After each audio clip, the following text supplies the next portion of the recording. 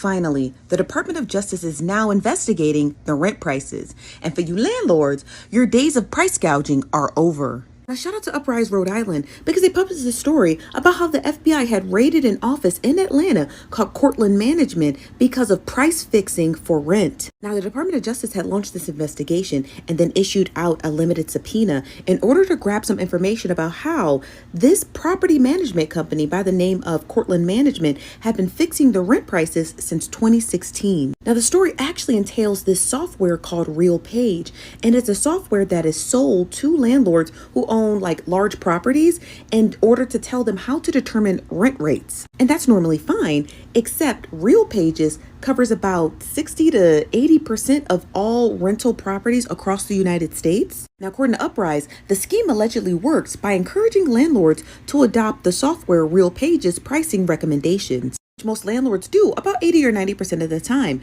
This coordinated effort amongst landlords to follow the software's suggested drive up rental prices by reducing the availability of units. The goal is to prevent landlords from undervaluing their properties, thereby ensuring higher rents nationwide. So let me break the scheme down to you. So say a landlord has 100 units and the price is fixed at $1,200 a month per unit. Let's just say they're all 2-bedroom units. Now, the landlord goes and gets that RealPages software and it says increase the rent to $1,500 and then make only 20 of those units available, even though the landlord would still have 80 more units to rent. So now me, the consumer, is going to the landlord's property management website and I'm seeing these apartments that are nice, but they're not available.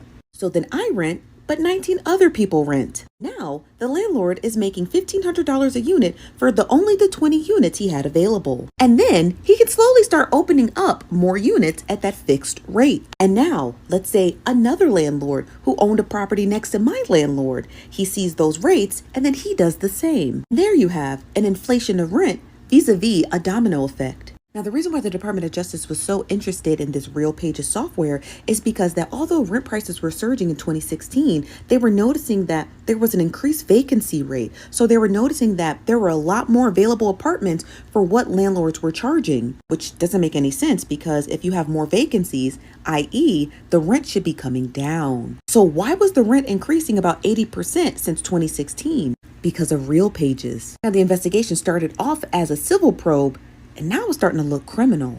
Remember, RealPages is the largest rental suggestion software in the nation. In the nation.